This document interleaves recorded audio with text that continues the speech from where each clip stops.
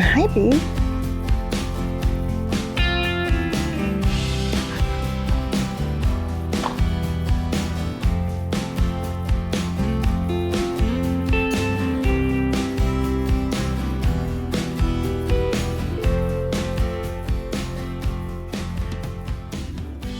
Welcome back to Rocket City Yardstead, you guys. I'm so glad you're here. I hope you enjoyed that little harvesting trip through the garden this morning. I went out early today to harvest and get chores done because we're in the middle of a bit of a heat wave, and our heat index currently right now is somewhere over 100 degrees. So I definitely didn't want to be out there picking vegetables at this time of day. But when it's this hot, one of the best things for dinner is a nice cold pasta salad. And so I thought we could make that together using some of the things we harvested from the garden. So we have cherry tomatoes, we have chives, fresh parsley, cucumbers, also an onion from the garden, and then obviously other ingredients as well. But the first thing I need to do is get a pot of water going on the stove so that I can get my pasta boiling. While the water's boiling, I thought we could go ahead and make our Italian dressing. Now, this is one of those things, if you have a favorite Italian dressing, by all means, use that. And if you want to make it even easier on yourself, you can absolutely use store-bought. Personally, for me, I have a hard time finding reasonably priced salad dressings that I can have. A lot of times they'll have corn ingredients in them, like cornstarch is a thickener, or they'll actually have corn syrup or corn oil in them. And so it's just easier for me to make my own. And when I have fresh herbs coming out of the garden, it just makes sense to use them. So we have our chives and our parsley here, and I'd already chopped up a clove of garlic. This was a pretty big clove of garlic, but that's one of those things, you will have a better idea of your own taste, your family's tastes, than I will. And so you just have to adjust it to your own taste. So now that these herbs are chopped up, I'm going to grab my mason jar here. We're going to add about half a cup of oil. Today I'm using avocado oil.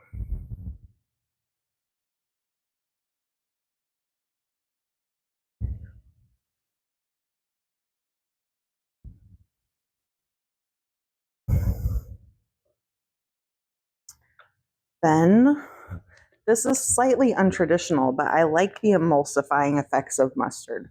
So I'm adding just about a teaspoon of mustard to my Italian dressing. Then we're going to add, if I can get the lid off, we're going to add about 2 tablespoons, 1, 2, of lemon juice. And I forgot to grab my white wine vinegar. We are also going to add about 2 tablespoons of white wine vinegar.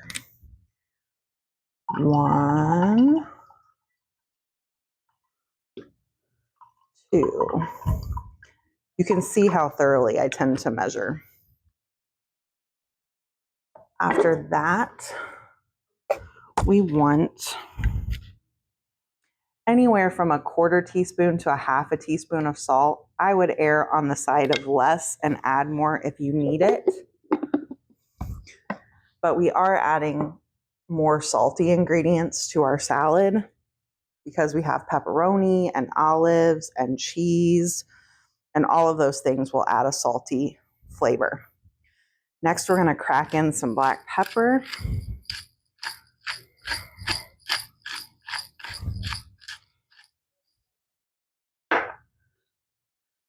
I'm going to add about a teaspoon of Italian seasoning. I would maybe add more of that if I didn't have fresh herbs, but since I have fresh herbs, I'm adding as well. We're going to go a little bit light there. And then I like to add some red pepper flakes, not a ton, just a little bit. But if you don't like anything spicy, you could absolutely leave that out. Next, we're going to add a couple of tablespoons of Parmesan cheese.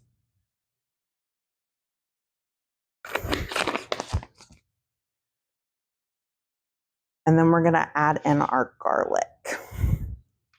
Oops. At least it was on the cutting board, not all over the counter. I've been known to do that. We're also going to mix all of our herbs here in. You could add other herbs to this too. I actually meant to grab some basil this morning while I was out there in the garden, and I just forgot, but it will be delicious without it. But, you know, choose whatever Italian flavored herbs you like. Now that all of the ingredients for our salad dressing are in the jar, I've just put a lid on here, tightened it pretty tight, and we're just gonna shake it up until it's all nice and emulsified. If you wanted to do this in a bowl and use a whisk, you absolutely could.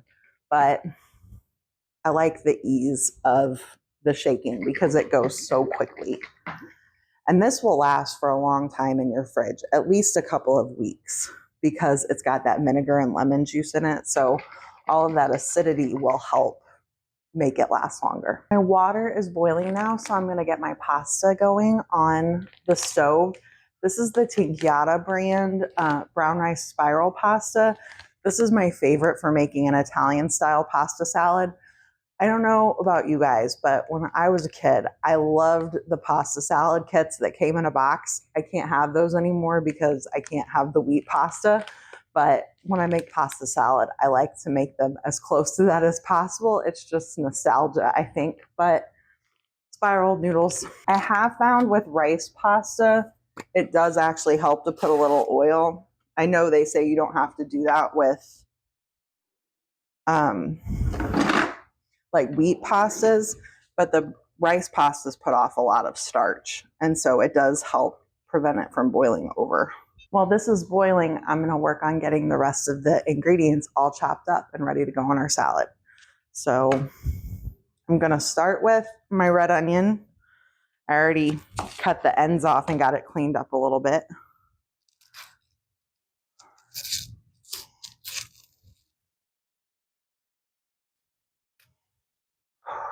The onions make any of you cry? I've seen where people use goggles for them, but that doesn't really work when you wear glasses like I do. So I just grin and bear it. Ooh, and this is a strong one. It was really bad last week when I made that French onion soup. Lots of tears because I chopped up 8 pounds of onions that day. For our cherry tomatoes, all I'm going to do is cut them in half, just so they're a little bit more bite size and they don't have to burst in your mouth when you bite into one. Just a little more salad friendly. If you were with me for my sauerkraut making video, then you will have heard me talk about how the heat is getting to my cucumbers and the skins have started to get really bitter. So we are going to peel these and then the flesh should be just fine. But it is very unpleasant when you bite into that cucumber and get that bitter flavor. I'm not a fan.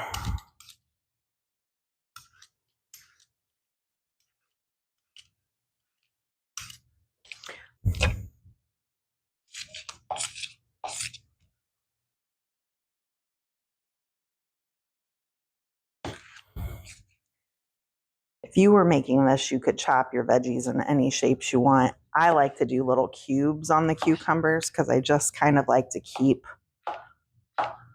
everything as uniform in size as I can make it. I just think it makes for a nicer salad and mouthfeel. So you don't get a big chunk of something and not very much of the other ingredients.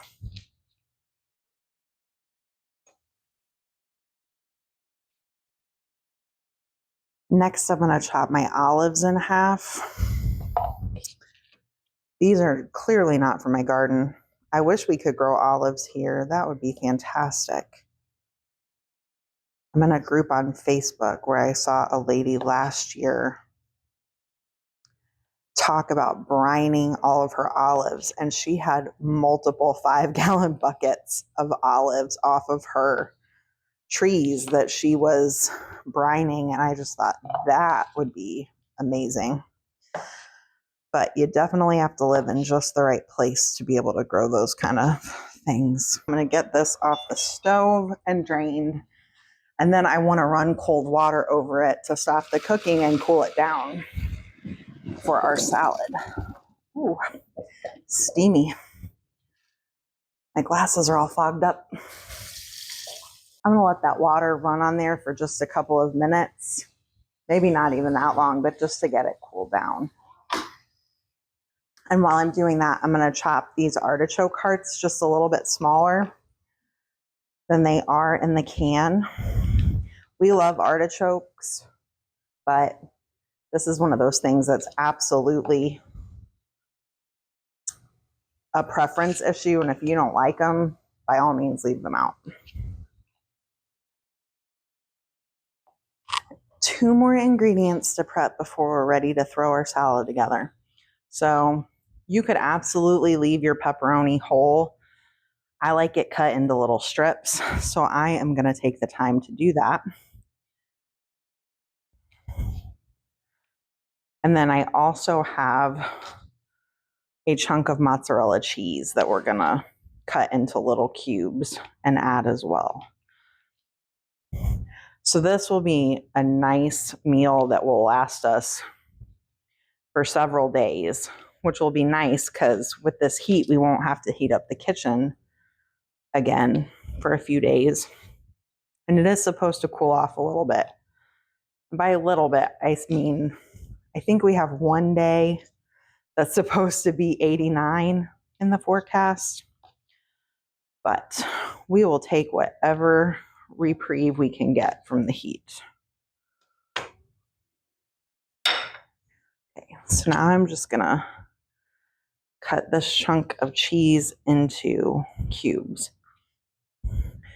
And if I'd been thinking about this, I would have left this in the fridge longer because it's just warm and the cheese has gotten a little bit soft, which is fine. It just makes it a little harder to chop. So if you are making this and it's warm where you live, leave your cheese in the fridge till the last minute and it will be easier to chop up. If you wanted to, you could also buy shredded cheese and put in here, but I just like the little cubes.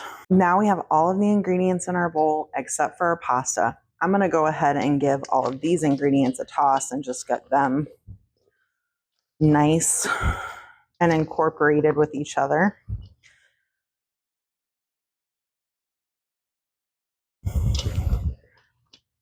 And then we'll add our pasta. Give it a little bit of a shake.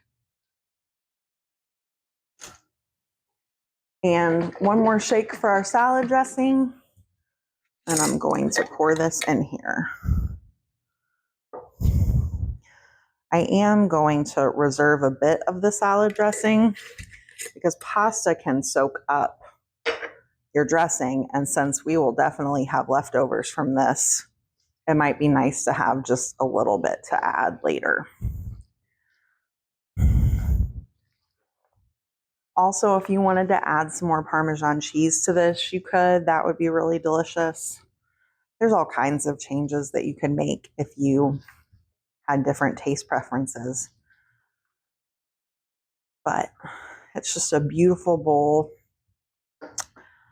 of different colors and different flavors. And this is going to be a delicious dinner for this nice hot night. I'm going to take a little taste test here and see if it needs any adjusting.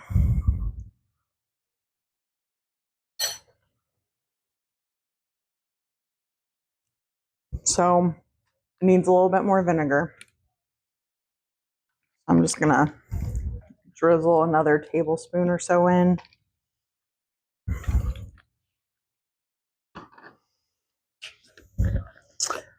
Also needs a little bit more herbs, and I think specifically a little bit more of an oregano flavor. So I'm just adding a little dried oregano.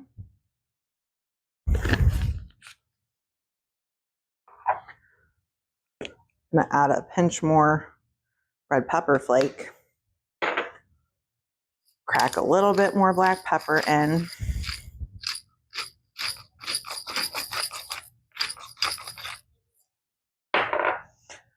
And finally, a little bit more salt. And then we'll see what our adjustments have done. I find that sometimes the rice pasta seems to soak up the flavors more than a traditional wheat pasta. And so it needs to be adjusted a little bit more. Sometimes those flavors just seem to get lost. I'm going to grab another spoon.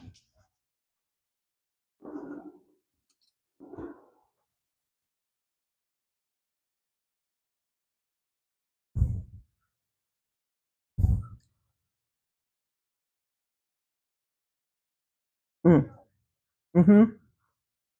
That made a big difference. There you go, guys. A nice Italian pasta salad to have a nice cold dinner on these hot days. I will let you in on a little secret though. This would be a lot faster if I weren't filming. All of the other ingredients could easily be prepped during the time it takes for the water to boil and the pasta to cook, and then you're just ready to throw it all together. It takes a little bit longer when you've got the camera out. But if you have any ideas for cold dinners for these hot days, please let me know. I'm definitely interested in more ideas. So thank you for hanging out with me today. I'm really glad you're here. I hope you have a wonderful day. Bye.